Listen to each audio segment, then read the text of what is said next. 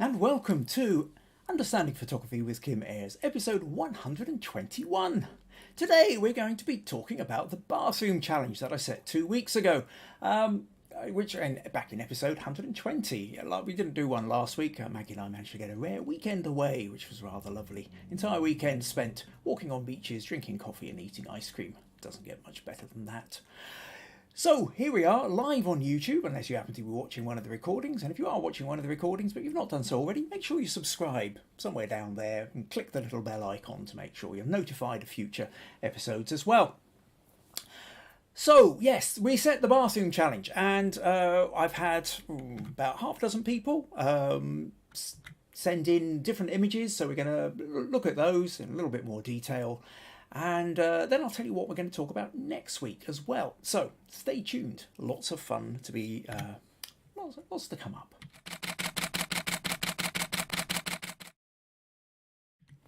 So yes, here we are, live on YouTube, unless you're watching the recording. If you are watching live, leave a comment. Let me know where you are, what the weather's like where you are as well. I guess we've got a couple of people in already, so I'll just take a quick look over at the comments. And Robert says, howdy all from Texas. April says, hello everyone from a cloudy Long Island, New York. Mai-Britt says, hello from a cloudy Copenhagen. Maggie says, hello all from Castle Douglas. John says, good day all, joining once again from Columbus, Ohio. And Rosemary says, greetings from the land of the all-consuming garden harvest and veggie preservation. Okay, and I know Rosemary happens to be over in Pacific Northwest of the US. So that's got quite a stretch of people from Copenhagen to Washington State, I think it is. And I dare say Viji will probably be joining us from India at some point as well. So yes, 2 weeks ago I set the bathroom challenge after talking about a shoot I did in a particularly interesting bathroom that kind of made itself really felt in the way that we constructed the pictures and the lighting. And so out of that I decided to sort of set a bathroom challenge to see to give you a sort of sense of here was something you could do in your house, unless it was you've gone somewhere else to and you've come across a really fancy bathroom. Not a huge response this time. I must admit actually I've sort of been slightly wondering about these challenges. They've not been there's not been as much response of late, and I'm not sure whether it's just because I'm setting too obscure topics that just aren't being particularly enjoyed, or just that really people aren't overly interested in the challenges themselves. I did stick up a little thing on question of the week. I did earlier this week in the Facebook group. I said, critique or challenge? Do you prefer watching me give critique and feedback on individual images, or do you prefer to be inspired by what everybody else submits to a particular challenge? And basically I had responses from Nadia, Pat, Mai-Britt, Viji and Roy, who all basically said they prefer the critique, although a couple of them said they really do enjoy the challenges as well, but the critique was the edge. But again, not a huge response from that as well. So again, it's slightly difficult on this side of things to sort of know how it's being received. So as much feedback as you can give me, whether you're writing any comments in here or you want to leave a message in the Facebook group. For anybody who's watching who hasn't joined the Facebook group already, Understanding Photography with Kim Ayres, type that into Facebook. There's a group there you can join in. I see Nick Mathers joined us as well. Hey, glad you could make it. So yeah, and if you don't do Facebook, you can always email me as well. You'll see my website here, kimayres.co.uk. If you straightforwardly do kim@kimayres.co.uk, I'll get your emails.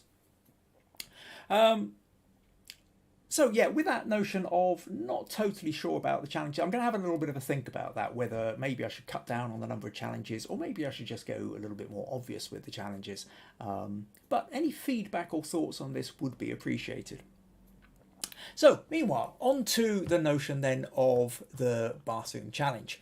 So let's make a start then. So the first picture I had came from Ruth. And Ruth said, "Is a frescoed bathroom in the Palazzo Massoni in Lucca, Italy. Built in 1668 by Giovanni Controni. The sanitary ware looks more recent. Yeah, I don't think that bath looks like it's been around since 1968. Poor lighting and a restricted view hampered the shot. It kind of slightly. She says it's unedited. And just to give it a little bit of feedback, first of all, I mean, it does look like quite an amazing building. I think this is one of those things whereby you're struck. The main thing you say poor lighting here, and that's where that becomes really noticeable. Ruth, is in the noise. It's a very noisy image. We can see here that we know that will be a smooth surface on the side of the bath, but as we zoom in, it's very, very speckled. A part of this is also, you've sent me a sort of low resolution image, but it's more than that. It's more than a low resolution. So what do you do when you're a case of, and it's maybe you're on a trip, you're in a trip in Italy, you're only dealing with available light. In the end, your camera, in order to capture anything at all, you've had to go high ISO. I think this is where really you can fix a lot in post-production. If you start learning your editing processes, learning a bit about your editing software. Now, I use Photoshop. I know not everybody does. There are other ones out there like Affinity, like GIMP. GIMP happens to be a free one. I've not used any of these, by the way, so I can't endorse a particular one. But generally speaking, learning how to edit your photos can make quite a bit of difference. Now, with something like this, let me just show you, for example. If we... let's just open this one up in Photoshop. And so here we've got your picture. I'll just duplicate that layer.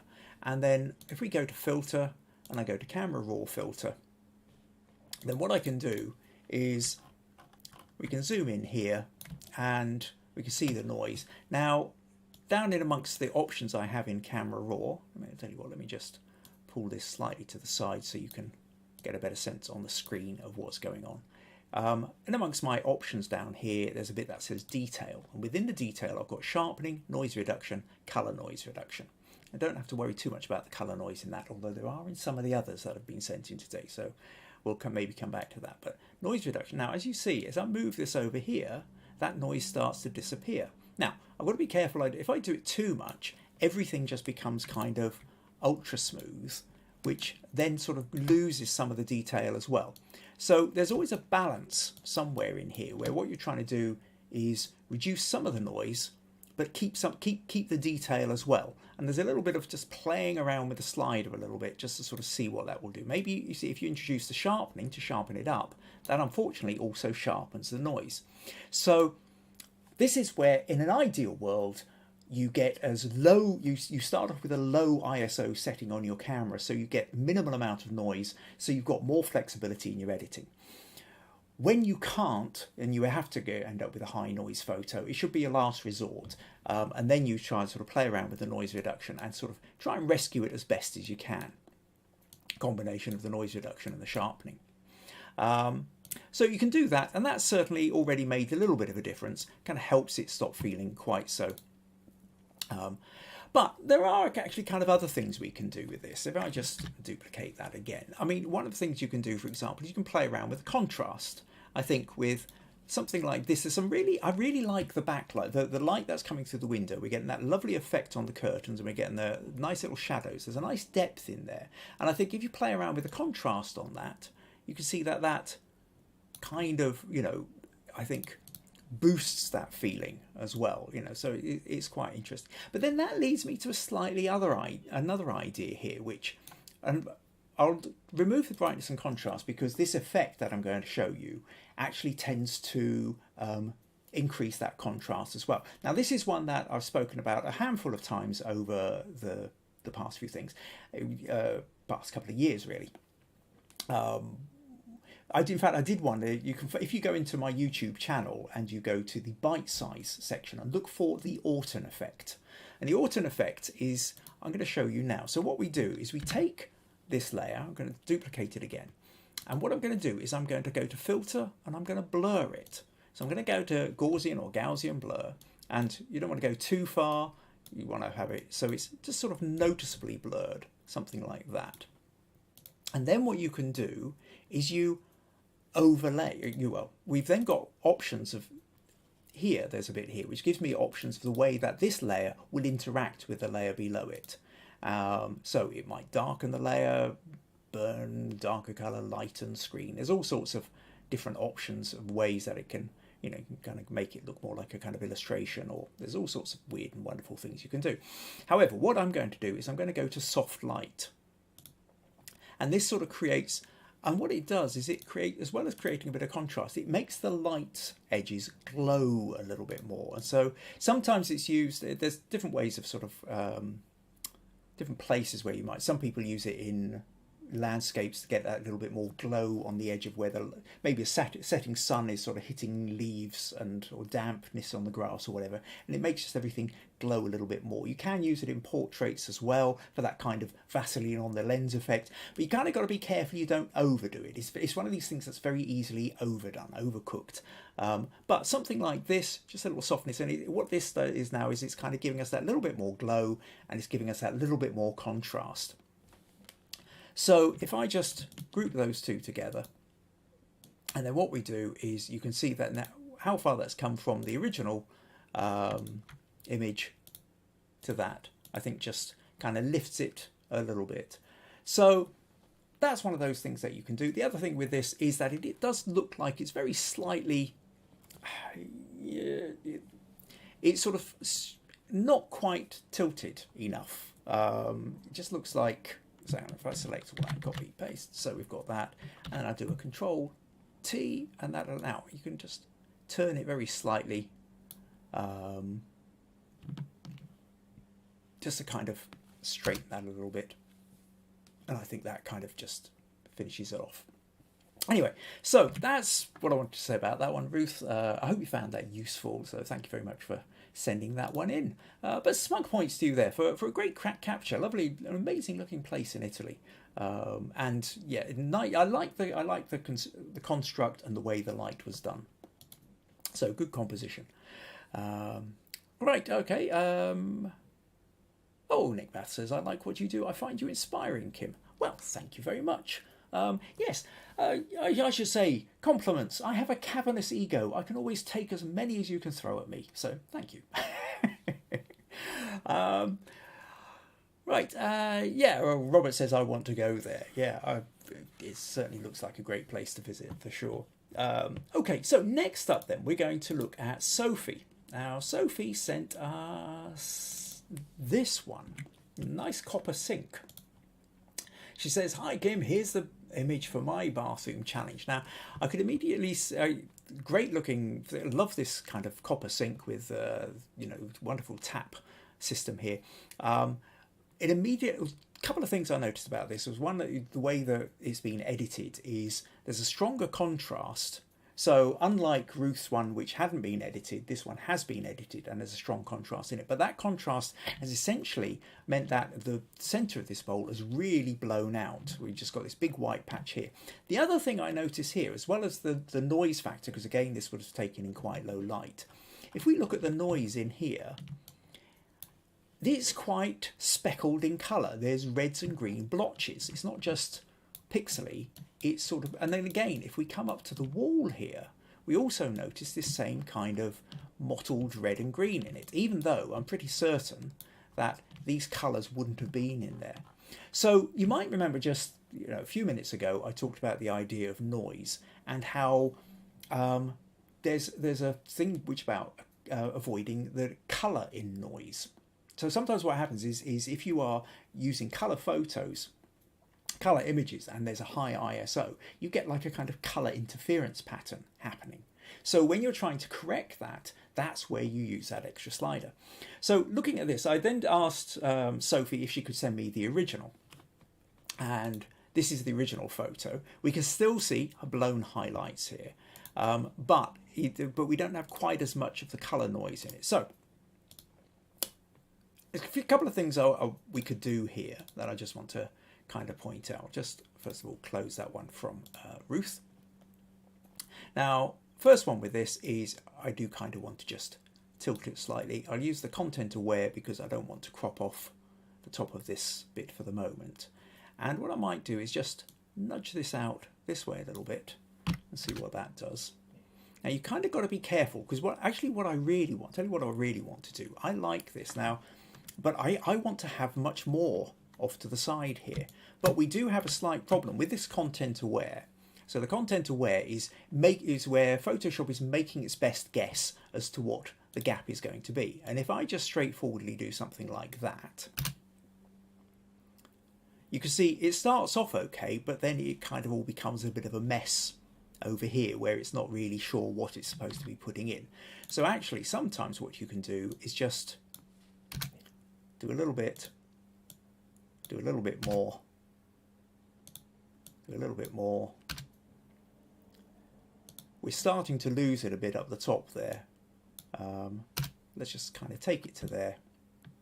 Now, having lost it a little bit there, what we might want to do is just use the override it a little bit by using the clone tool, where perhaps we take that and then just sort of where it starts to kind of do something like that, I think. And then similarly, you take this bit of clone tool and then we've just managed to tidy that bit up a little bit. And there I think we've got a slightly more interesting, now, just another little bit here where it's sort of done some sort of, we can kind of grab other bits of patterning from around to sort of try and fill that back in a bit. I'm only just sort of doing this loosely just to kind of show you what you can do, but give you a sense. So now we've got that shape.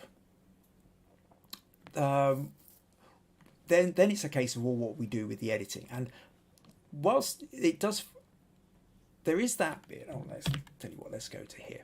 Now, if I go to Camera Raw Filter and I start playing, you can immediately see this little red bit here is saying that the highlights are being taken out. But if I go to Auto, where this is boosting everything a bit, brightening it up, we start to find, see here, we've got this kind of colour interference again in the noise. Now, this is where, when we come over to the noise reduction, we can reduce the noise, but we've still got this kind of colour. And this bit underneath, colour noise reduction. And if I move that to the right, you notice we get rid of that red and green patterning.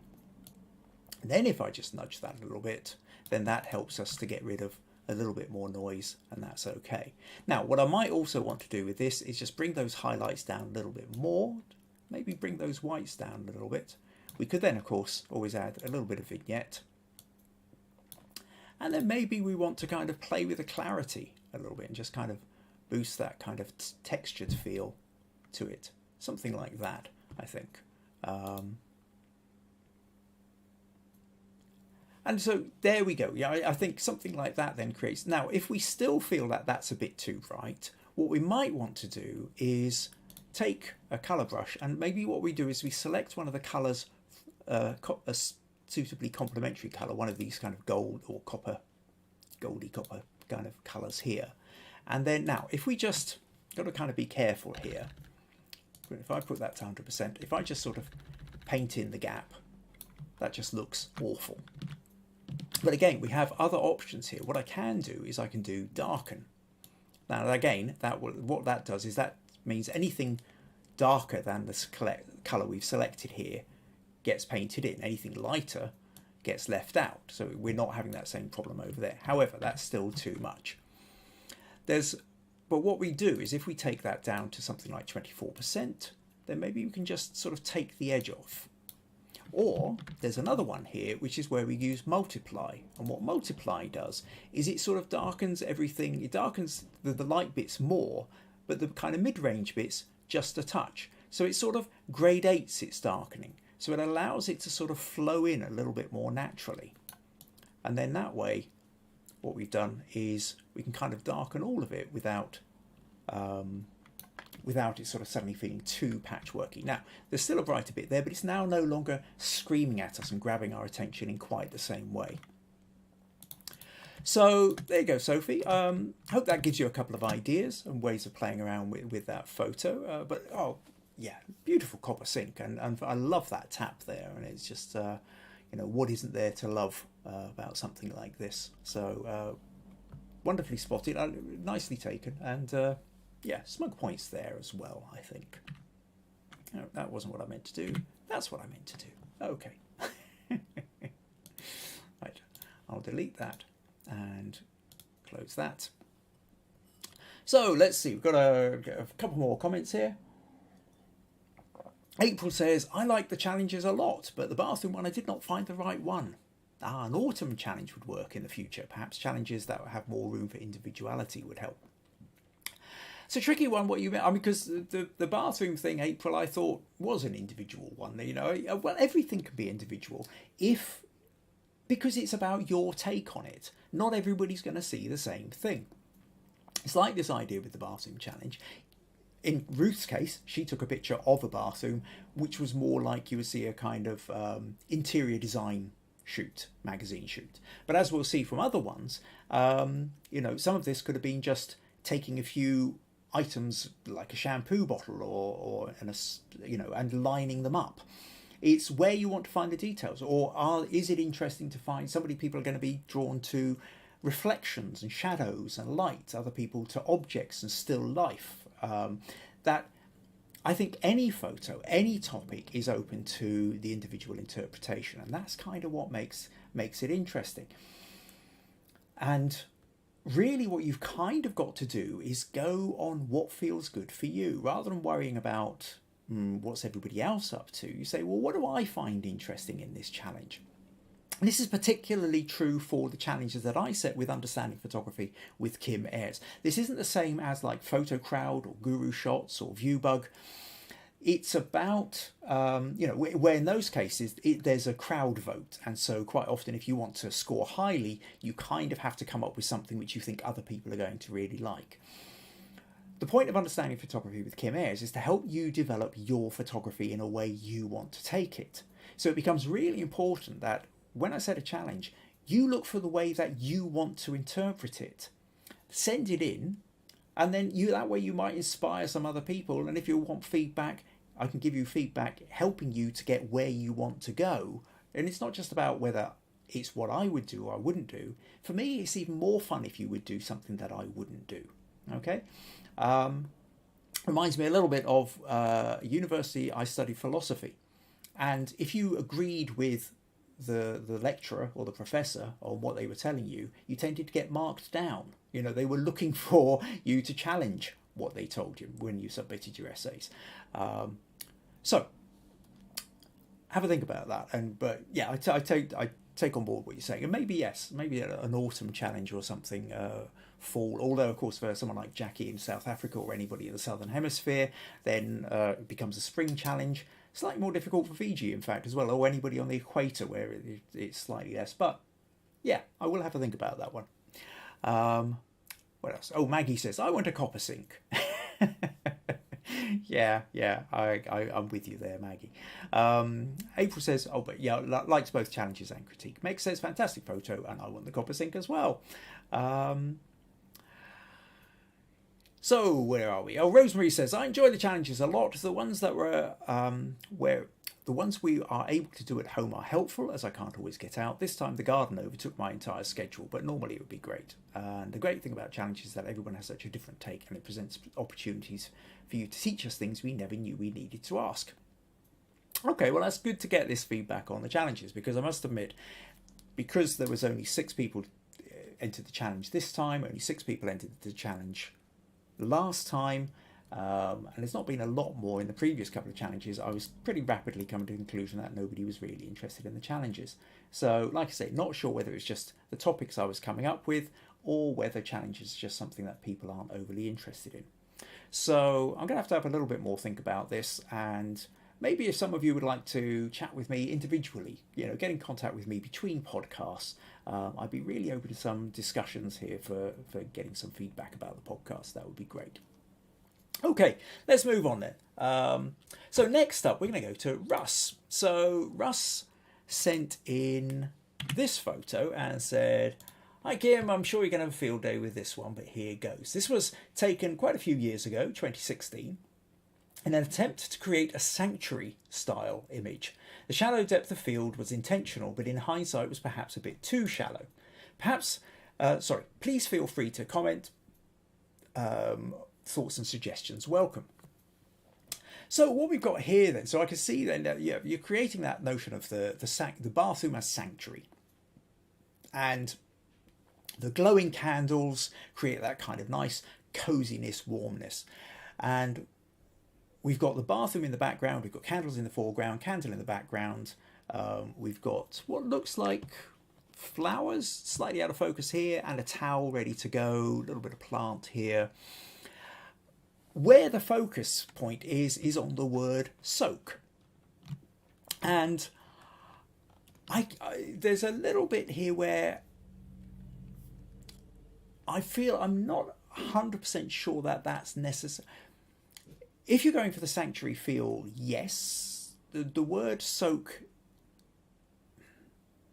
I don't know. It doesn't really do it for me so much, to be honest, Russ. It feels like, because it's maybe for an advert, and perhaps that's what this was doing, was an advert. But there's a bit where really I would rather than having a cut out piece of wood, I'd rather, I mean, if out of focus you'd actually had somebody in the bath, or you'd had some bubbles coming up, or something. I think that could have been interesting. Or if in the foreground you'd even had like a bar of soap, or bar of soap in a flannel, or something like that. I think just having that kind of carved word. I mean, I recognise these things. You can pick them up, and they're fun to have in your bathroom. But it kind of makes it all about the cutout, that kind of wooden painted cutout word of soak, which isn't really the narrative. I think the soak needs to be a supporting role as such, rather than the lead character. And the whole way this photo is constructed makes that cutout the lead character. Does that make sense? So if what you're trying to do is sell a whole load of these pieces of wooden cutouts, then this is an ideal photo for that. But I don't really think that's what you were trying to sell. You're talking about the idea of a sort of that bath as a sanctuary. And I think in a way, having that as the key thing that everything focuses on kind of detracts from that. However, having said that, there's some kind of nice light here. But one of the things I did want to come into here, and it's one of those things that also is going to crop up later as well, is the notion of white balance here. Everything is very brown, kind of goldenish brown, and yes, absolutely, you're going for candlelight. But what I would say is, very often, in order to get the most out of a kind of a rich, warm colour, what really works is if you have a cool colour in there as well, somewhere to just offset the warm colour. I know I've touched on this before, but it's one of these things I probably don't touch on enough, to be honest. And I think when we're playing around with our photos and that notion of colour balance, that actually if you want a warm colour, it will look warmer if you have a cool colour somewhere in the photo to offset it. What I'm going to do here is I'm going to show you what I mean. I'm going to just duplicate this layer. I'm going to go over to Camera Raw, and what I'm going to do is I'm going to nudge the white balance. Up here I've got this bit temperature. If I move it to the right, it makes everything more yellow. If I move it to the left, it makes everything more blue.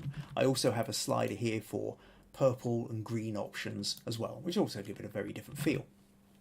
But what I'm going to do here is if I take the blue and I sort of just start nudging it into blue, and there comes a little point here where actually now the whole thing kind of looks a bit whiter. So the white bath now actually looks quite white rather. And if I'm just going to nudge that down to sort of something like that. I might have overdone it, but I can correct that. That's all right. Now we've got this idea of the kind of whitish bath. Some of the richness of the red, quite as warm. This is true. However, now there's two ways we can go about this. You can... If we wanted, what we could do is, if I mask this, we could then essentially, turn that, paint, go back, I'm still on multiply there, let's go back to put that back to normal and full up. We can kind of paint the dark bits back in, something like that. And then what happens is the bath, by dint of being a sort of slightly different colour, kind of leaps out at us a little bit more. Now, was something I was playing around with earlier. The other option here, let's go back to, hold on a sec, let's go back to here where I've added the layer mask. Right, so what we can do here is I'm going to press the wrong one there. Just trying to, you see, if I kind of sort of paint the bath in almost like that, see the bath becomes much bluer. Okay, let's take it a little bit wider here. Let's say I do something like this. So all that, but we're allowing it to sort of stay darker around the edges.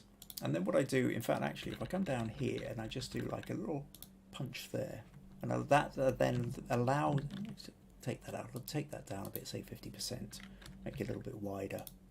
And then that gives us a little bit more of a glow around the candle, like that. And then what I could maybe just take down the top, allow those tiles behind to stay.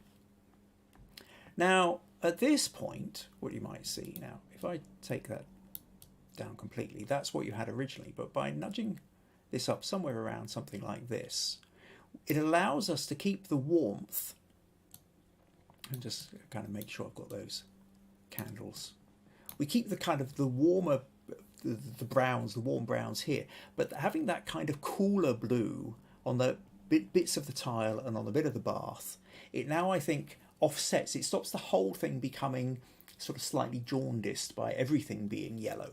And I think by having that sort of slightly blue tinged hint into the whites of the bath, it actually makes the whole thing feel that bit more convincingly warm, if you like. The warm's allowed, I'm losing my words today, but the warmth that is allowed to come out more strongly because you've got the contrast. So hope that makes sense, Russ. So overall with this photo, I mean, I think, you know, using a sense of soft focus, we can see the bath, we can see the candles. I think you're kind of on the right road, you're there. I can't help but feel like that wooden cutout of the soak actually in the end downgrades the image, because it makes it feel like it's about the wooden cutout rather than it is about that sanctuary of water, you know, that bathroom sanctuary kind of feel that you're talking about. And the other thing then being the colour balance. So, hope that gives you a few ideas there, Russ. But certainly smug points to you there for really going for it and trying to create that sense of the soft focus and the candles and what have you. Right, okay. A couple more comments here. Oh, Viji's joined us from India. It says, good evening, everyone. April says, yes, the bathroom theme was harder. Perhaps certain themes are easier, reflections, shadows, etc. Theme does make a difference. Okay. Viji says she loves the copper sink. April says, I had a great person interacting with a car 2 weeks too late. Certain themes require timing, other themes we have picks for already. This is true, and this is why for the last couple of things I've tried to give people 2 weeks to respond to the challenge, so that hopefully they can go out and find something. But I do appreciate as well that you also have lives beyond this podcast, and so it doesn't always fit into everybody's schedule. Anyway, where are we? Okay, Viji says, cool edit, brings out the depth. Rosemary says, Russ, I think the amount of background blur is right. And April says, I very creative. So you might need to recheck what you wrote there. Not totally sure what you're meaning by that. Right, okay, well, let's move on then. So next up, we've got Viji. And Viji sent in 2 photos. Now, I thought this was really quite interesting and fun as well, where she's taken 2 photos. One is the focus is on the camera, and the water droplets are as decorative effects. So, because she's got a fairly shallow depth of focus here, we can see that the bit that's actually in focus is we've got the in reverse Canon, because it's taken in the mirror. As she says, she quite likes the EO2. Well, it's an EOS R camera. The EOS backwards looks like an EO2. You can see the R is backwards as well. So this is one of the mirrorless cameras. That's where the focal point is, and what it means is the droplets of water themselves are out of focus and so create quite a nice kind of bokeh effect. And then what she did was she took more or less the same photo, slightly different angle, but here what's happened is she's focused on the droplets, and now the droplets are in focus and she's out of focus behind it. And this is my choice, is the first one. I like the fairy light kind of effect on the water droplets. But yeah, so there we go. And so smug points to there, Viji. I think that's great, taking this idea of the water on the mirror and the two different ways you can focus on it create two very different moods and feels for the photos. Slight problem here with this one is the fact that the light behind is really kind of grabbing nearly all the attention. Because it's the brightest part of the photo, our eye gets drawn here first before it gets drawn over here. So whether you wanted to sort of crop in something like that gives you maybe slightly more, you know, something like that kind of gives you a sense of, you know, where I think you were doing, which is about the camera's in focus, your hand holding the camera is in focus. We've got all these lovely kind of speckled effects around it. And if you wanted, you could probably play with a couple of colour shifts and everything with that as well. Whereas when you're like this, I think the light in the background is just grabbing too much attention. But other than that, I quite like that. And this one here, I also really quite like. I think there's something really interesting. Again, we've got that bright patch catching us there, which can be taken out by just cropping in, although you might then need to lighten everything else. There's something quite nice I like about the idea of you can see the droplets and then you're getting the hint of something else behind. Again, slight problem here, that orange I think is just grabbing too much attention as well. But again, other than that, to go back to what I was saying, I think when you focus on the droplets, we know we're looking at water droplets, and then there's something in the background and the brain starts going, ooh, what is that I'm seeing? It's starting to try to fill in the details. And I think there's potential in something like this for a lot of creativity in photography. In fact, I am just wondering, I have another photo which I'm just wondering if I can find without too much problem. Looks like it might be too much of a problem. Yeah, I didn't think about this until just now, which is okay, let's sort that by date and see if I can find it. Where I remember taking a photo once before of a window with rain droplets on it, and then you could sort of partially see the building through the window in the background, and that's the photo I'm just trying to see if I can find here now. I don't think I'm going to, and I don't want to waste a whole bunch of the podcast trying to find it. So, okay, just maybe try and find that at a later time. But there is that notion that maybe sometimes if you're looking through a window that's got rain on it, or you've got a mirror with droplets on it and there's a reflection behind that's out of focus, I think there's a huge amount of potential for creativity here where you can play with colours and shapes and hints of what might be out of focus. So in terms of exploration, I think there's a lot to be had in that. So anyway, smug points to you there for certain, Viji, for showing us the two different styles you can have, whether you decide to focus on the droplets themselves or whether you decide to focus on what's behind the droplets and use the droplets to be part of this out of focus kind of bokeh effect. So nicely done there.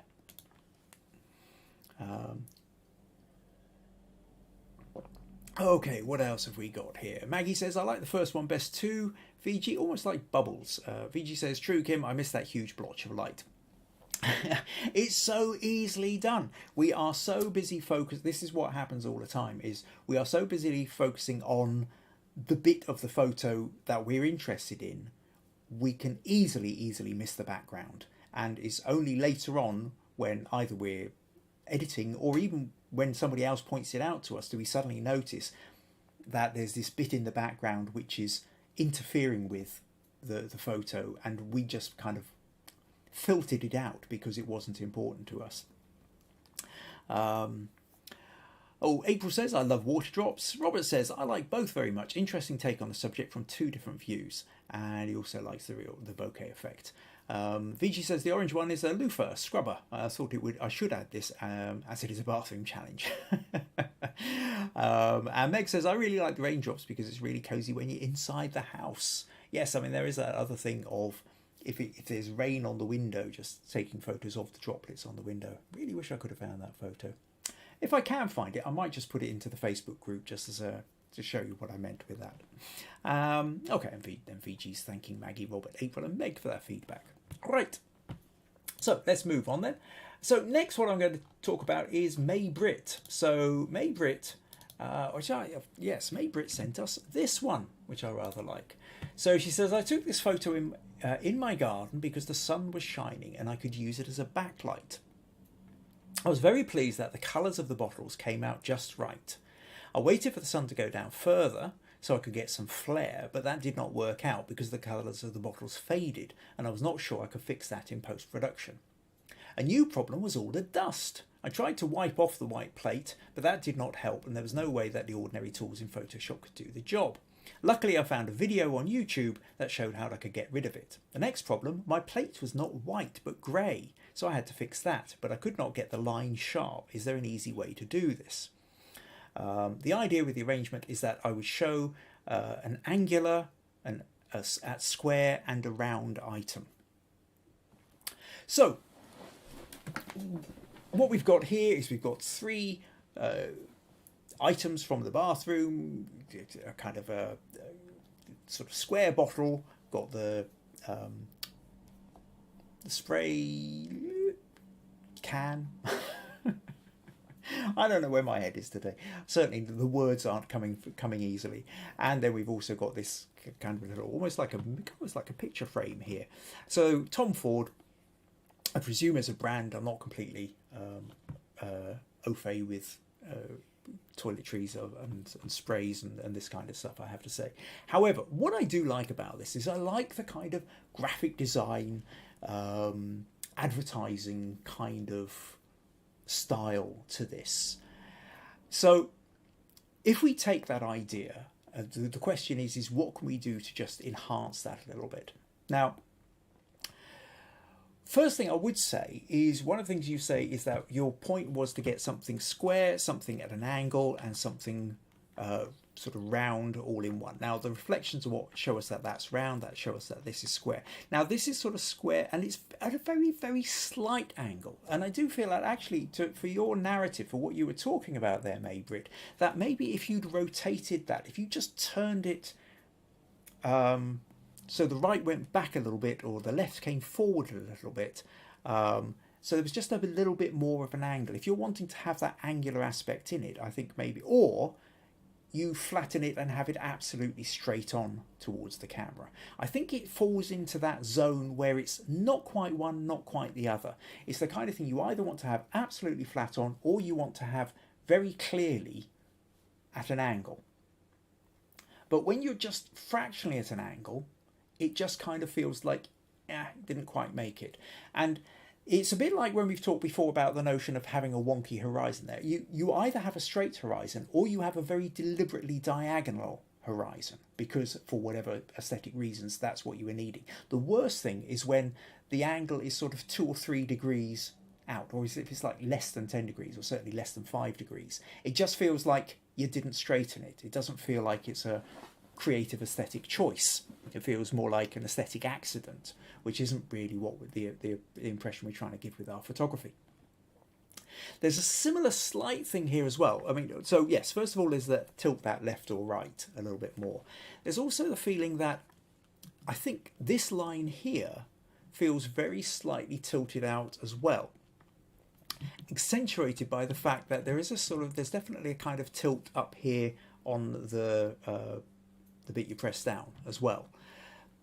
So there's part of me does tend to feel that you could maybe look to straighten those in post-production as well. Another thing we have here is, I'm not sure how well that's coming out on your screen. On mine, I'm quite aware of the fact there's a few little sort of dots and bits in the black. The black isn't completely black. So I would maybe just make that black, or make it textured. And then you were talking about this being grey and wanting to whiten it up a bit. So let's throw this into Photoshop again and just sort of see what we can do here. I'll just get rid of Russ's photo for the moment. And now I won't go in and start straightening up lines. I'm really tempted to. At the very least, you see, what you can do is if you take something like that, copy and paste it, and then Control T, and then I just stretch this slightly. Yeah, it's a tricky one to get, but what I'm trying to do is just stretch that a little bit, just slightly to the right, in order to straighten that line like that. Now what's happened is we've got something which hasn't worked here, so then what I do is I just use the mask to where am I? No, that's what I'm on 50%. That's where I went wrong, and I just mask that back out. Oops. So just make sure the rest of it's all lined up again how I wanted it, or maybe I just but now we've got a straight edge on that, which helps. Now the other thing you can do is, let's just create a full, let's just see, if I click on that, we notice that it's not fully white, it's kind of coming out here rather than on the top. So I'm going to cancel that. So one of the things you can do is, if we just use the selection tool, and I've selected this, and then, so just using that, I then go to the levels and then pull this up and just whiten that area, something like that. So now that becomes that little bit brighter. You see, it's gone from that to that. And then likewise, if we want, I'll go back to here, and what I'm going to do is I'm going to select the blacks. Now at this point here, it's also selected that bit, so I need to press the Alt key and just select this bit back in.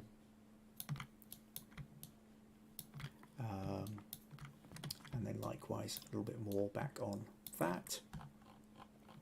And then likewise then, having selected that, if I create another levels layer, only I now go to the left thing and I drag it down to the right,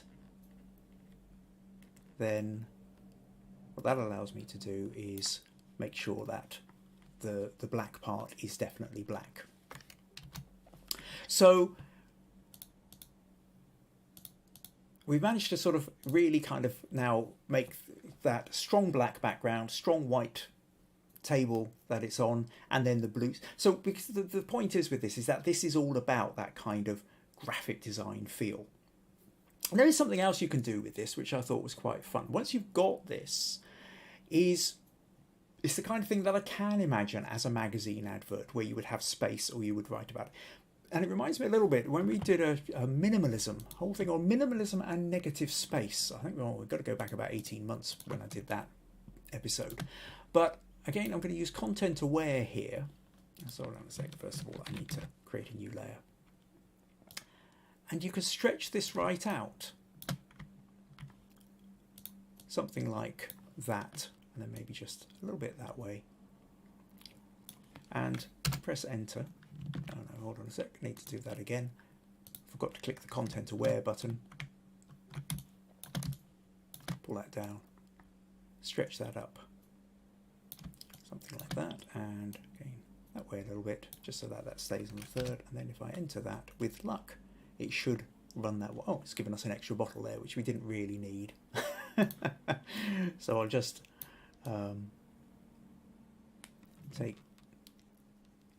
take that out, and then likewise we seem to have a line in the middle here which we don't actually need, so I'll just remove. Oh, what happened there? Undo that. Let's just tell you what, let's just paint black over the top of that. That's fine. So something like that. Anyway, this was the point, was that I wanted to talk about the idea that we go from that to that. And then if it was an advert or whatever, there's plenty of space to be putting your words over on the right here. You've got the shadows coming down. You've got the colours there. But anyway, basically, that's just a couple of little things to play with there, Mai-Britt. So if you sort of select the white area, you can use the levels just to make it whiter. Likewise, select the black area, use the levels just to make it blacker.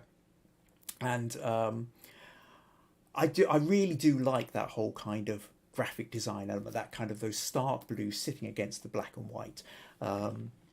So with that, like I said, and the only other thing I would have suggested really with this was the idea that this bit here, I feel either needs to be turned straight onto on towards us, or if your aesthetic is the idea that it should be slightly more diamond angular shape, then you need to turn it a little bit more, swivel it a bit more round as well. But yes, thank you for sending that one in, Mai-Britt. Smug points there. I think it's a lovely photo, great image. So I hope that gives you a little bit of feedback, useful feedback. Right, okay, what else have we got here? Okay, next up we have, April says very pretty, Viji says spray and lid, John says nice still life shot with the blue bottles, I like the lighting, Maggie says really love the way the shadow adds to the composition. Fiego says good evening, mark me present please. Oh, I'm very glad you can make it. I hope that's how you pronounce Fiego. If it isn't, please write phonetically into the, so I've got an idea how you pronounce your name, because it's not one I'm familiar with, but welcome, absolutely welcome. And April says hello to you. It's from India. Excellent. So's Viji. So he's giving you a smiley face there in the comments. Mai-Britt says I have a problem with tilting the camera, so it's nice to know how to fix it. Right, where are we? A little bit of chat going back between Fiego and Viji. She says, hello, Mr. Kim Ayres is so busy he didn't mark me present. Well, I recognise you now anyway. So Mai-Britt says, thank you for the feedback. Oh no, right, okay. Yes, Fiego. Hope I'm saying that right. Right, okay, so let's move on then to our final photo, and then I will tell you what's coming up next week. So, finally, then our last one comes in from Robert. So, Robert sent in this one. Here we go. It says, I did remember this photo. It was taken in 2018 and features my best buddy, Murphy. So he is the icon on my YouTube feed. Murphy says hi. So, those of you who are sort of sitting reading the YouTube, the writings, and where it says Murphy says hi, that is Robert from Texas. And every time I read Murphy says hi, I have to do the translation in my head and go, oh yes, that's Robert. So this is the eponymous Murphy who appears at who he's being writing about. So he says, while this photo was taken before I was into photography and knew the basics, I do believe the subject matter more than makes up for my novice skills.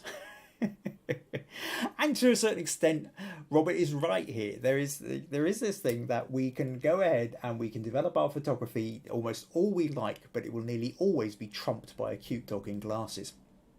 There is depending on where you're placing your photos, who's looking at them, who's judging them. By and large, on social media, a photo with the dog with glasses sitting in the bath, and it actually looks like a jacuzzi, I think, is such a cute photo. It's always going to get the votes, because first, non-photographers will always look at the content before they look at the skills. Having said that, it's not a bad photo. It's not a badly taken photo, and in fact, actually, Robert did send me the original of this as well. So here's the original, and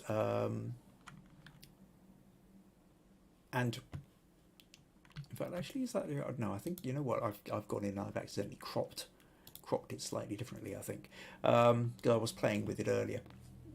But here's the original, apart from the crop, and here's the edited version. And the edited version here, I can see you've added a vignette, you've boosted the contrast a little bit, and it does leap out that little bit more.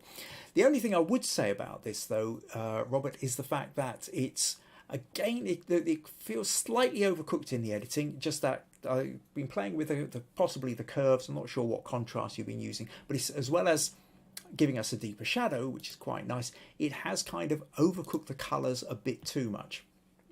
But what I would say with this, again, this is just another one where I would say a little bit of white balance can make a bit of difference. If I just duplicate that and I go to filter, camera raw filter, and take this temperature thing again, and just, but what I'm going to do is just nudge it into the blues a little bit more. Something like that. I think maybe a touch more, maybe. Yeah, maybe even like that. And then what happens is I think Murphy stands out against the bath a little bit more. If you really wanted to bring, if you felt that you preferred a little bit more of that, if you quite like that kind of richer orange brown into the, then we could mask that, add it back into the tiles in the background, and maybe we could just pull the colours in, although that tends to still look a bit too overcooked to me. Maybe go 50% back or 30%. Take it down. You have to play around with it until there's a sort of sense of you're getting the balance between what you're comfortable with or what you feel is, sometimes you want to go for natural, but again, depending on where it's being shown. If you're going to print it, you want the colours more natural. If you're putting this into guru shots, say, where people are they're looking at hundreds of photos in a very short time and they're scrolling at high speed, then, as we've talked before, sometimes boosting the contrast and the colour can kind of help you under those conditions. But if you were to print it and put it on the wall, you probably wouldn't want it as overcooked as that. You want to want it a little bit more subtle, because you've got to live with it for every day rather than living with it for half a second. But anyway, that kind of sense then, that just, again, that like we talked about with Russ, having that little bit of bluish tinge in there gives you that sort of little bit more kind of colour contrast, actually adds to the warmth of the colours of Murphy, because he contrasts that a little bit more against the bath in the background. But yeah, I think maybe slightly overcooked on the vignette there on the side. I think a vignette is a good idea. It's just, again, slightly less. You don't. The thing with editing is you kind of ideally don't want to be noticing the edits. You want to have enough of the edit for it to enhance the photo, but as soon as you start actually seeing the edits, or the editing process leaps out at the viewer, then you've lost it. It's a bit like we talked before about, like, if you go to the movies, and if you're not noticing the CGI effects or whatever, then that's great. You're just immersed in the movie. The minute the CGI is bad and you start thinking, oh, that doesn't quite look right, you're no longer in the movie. You're observing the movie having been made not too well in front of you. So likewise with our photos, you want people to be in the photo, not looking at the photo, noticing that the editing isn't quite there. But other than that, it's not a badly taken photo, and yeah, it's definitely got the cute factor. So smug points for you there, Robert. Right, okay, let me minimise that, close that, and come back, and we get a few more comments here. Okay, April says, very cute, love it. Rosemary says, good to meet Murphy, very cute little pal. And I've loved these beautiful shots relating to the theme of bathrooms, so inspiring. And Viji says, I like the do not mess with me look. Maggie says, Murphy gets the most smug points for cuteness and obvious intelligence. That's it. You see, the glasses always seem to add an extra 20 points of IQ to anything. And actually, if you want to add even more, you stick them on the end of the nose as well. Where are we?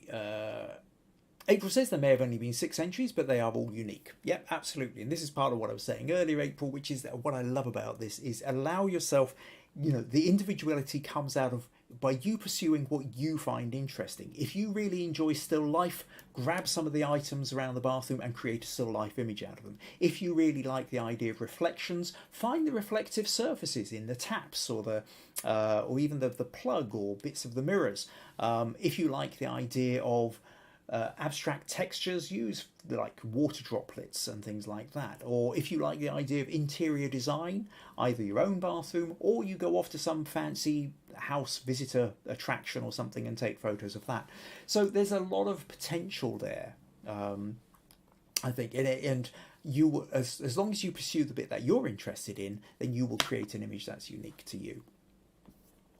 Rosemary says, bringing out the blues under the cleans up the orange of the shadow under Murphy's legs. Viji says, Murphy, we finally get to meet him. Meg says, absolutely amazing photo, Robert, because he's so cute and I really like the glasses as well. Robert says, I need to start working with the white balance. Oddly, I use auto in Photoshop for a start and nudge the settings around until I thought it was better. Yeah, it's not a bad way to go. I'll very often hit the auto and it will kind of do it for you. But sometimes the auto, it's about playing with these things, because sometimes the auto doesn't do what you want to do and you need to kind of go beyond that. Also, Robert goes on to say, I need to start looking at the photos later so as to not overcook the colours. Notice a bit better a day or two after the edit. And that's a really good point. In fact, Maggie and I were just talking about this. Was it this morning or yesterday? Can't remember now. But that notion that it's very often a good idea when you're editing a photo to edit the photo and then sit and leave it for a day or two and then come back and then look at it fresh. Because very often at that point, something will leap out at you, like the colours are overdone, or the sharpness has been overdone, or you've overcooked something, or even that you suddenly notice a great big bright patch in the background that you hadn't noticed before because you were too close to it. Creating that little bit of distance between you and the photo of a couple of days can make all the difference. It's always worth doing that, especially if it's an important one. Viego says, which one is better, Photoshop or Lightroom? That depends entirely on you, your practice, what you're used to, how much depth you want to go into. In the end, Photoshop will allow you to go in and do more things, but it's also a more complicated program. So a lot depends on the extent to which you either have to edit your photos or want to edit your photos. So like all these tools, there's a lot of, depends on really what you're after as to what the best tool for the job is. Robert says, I think Camera Raw in Photoshop is basically Lightroom. So Viji says, I have this itch to push the glasses back a bit so I can see his eyes. Love him, cute. Adam here is here. Adam Bolton says, bad editing is sometimes worse than no editing. This is true. This is a good point. And it is that point whereby it's back to that, if you're noticing the edit, you've kind of, that's where you've gone wrong. Again, another kind of analogy with that is years ago I did a stint in radio and we would do these little kind of 4-minute interviews, except for the fact the interviews themselves took half an hour long and then we would edit them down to 4 minutes. And you had to edit them in such a way that all the ers and ums and people repeating themselves and what have you didn't come across, and it had to sound fluent. And if you could hear the edits, you'd got it wrong. The best pieces you listened to didn't sound as though they'd been edited at all. It just flowed easily, and that was a sign of a good editor. So very, very similar then with the visual. We don't really want to see the edits. And there are some photos, I sometimes see them on PhotoCrowd as well, where I just look at them and all I can feel is overcooked. The editing process has been pushed so far that all I can see is the edit and I completely lose the impact of the photo. So it's something we have to be careful of. So Robert says, thanks for all your kind comments, and Murphy appreciates them. Adam says, I struggle sometimes with finding the line as to how far to go, especially with sharpening and dehaze. And I think you're right. I mean, there is a certain amount whereby how far you go is partly your style. You know, there are times when I will push a bit further than somebody else would, or I don't push as far as somebody else would, and that's partly to do with what appeals to me. There's always going to be a personal level of how you see it and what appeals to you. But yeah, it's a balance.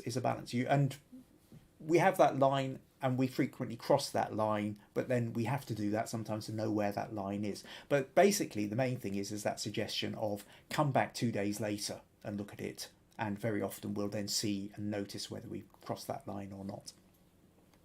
And April says, very good point about going back to it 2 days later. All right, okay, good. So true. Cool. Okay, so that brings us to the end of this. Thank you to everybody who sent in the images. So a couple of last things. First of all, if you found these podcasts useful, interesting, entertaining, and you would like to support them in any way, then buymeacoffee.com/Kim Ayres is one of the ways you can do it. Another way, of course, is invite your friends. So next week, what I'm thinking about, unless I suddenly come up with another idea in the meantime, but I'm thinking about the notion of the double page spread in a magazine. So sometimes when you are photographed, if you are on assignment, so some of you know that I do quite a lot of photography. I've done quite a few photos over a period of time for local magazine, Dumfries and Galloway Life. And sometimes you end up with a photo on the cover. Sometimes they want to use the double page spread in the magazine. And the thing is that when you are taking photos for the magazine, if you know how the photos are going to be used, that changes the way you need to take the photo. So it's very often you take a photo, not in the way that you would for a photo crowd or a guru shot style presentation. You take it because you know it's going to be spread over 2 pages, or you know it's got to fit on the cover, but also on that cover is going to be going the logo and what's inside the magazine in little bits of writing around it. So I thought it might be quite interesting to sort of talk about that notion of that photography with the purpose of a magazine. So that's the plan for next Sunday. So like I say, if you haven't done so already, do join the Understanding Photography with Kim Ayres Facebook group. And I'll put up the event page with that, and make sure that you are subscribed to YouTube, and at some point this week I'll get the YouTube page set up, and again, if you already clicked your alerts, then you'll be alerted to it. But that will be next Sunday at 3 p.m. on Sunday UK time, which is in the morning in the Americas, in the evening in Asia, and somewhere in the afternoon in Europe. All right, okay, so that's us. That's everybody sort of busy saying goodbye. So for those of you who turned up late, as soon as we finish this, you can go back to the beginning and start watching it again. And within about 24 hours or so, as this has been processed, all these live comments will then appear next to it. So if you want to kind of read along with the comments, then sort of leave it till about just after lunchtime tomorrow. Okay. Oh, yes. Rosemary's saying critiqueness next week. Yes, critiques. Yes, absolutely. Well, I will be doing, as well as talking about that, there will be a space for critiques. So I will have space for about up to 4 critiques. So if you would like some feedback on any of your photos, then put your photos in for critique.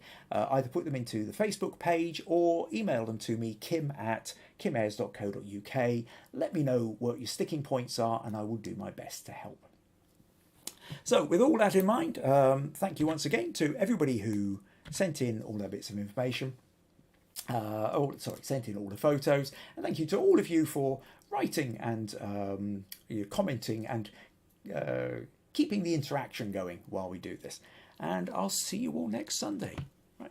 Have fun. Take care. Bye-bye.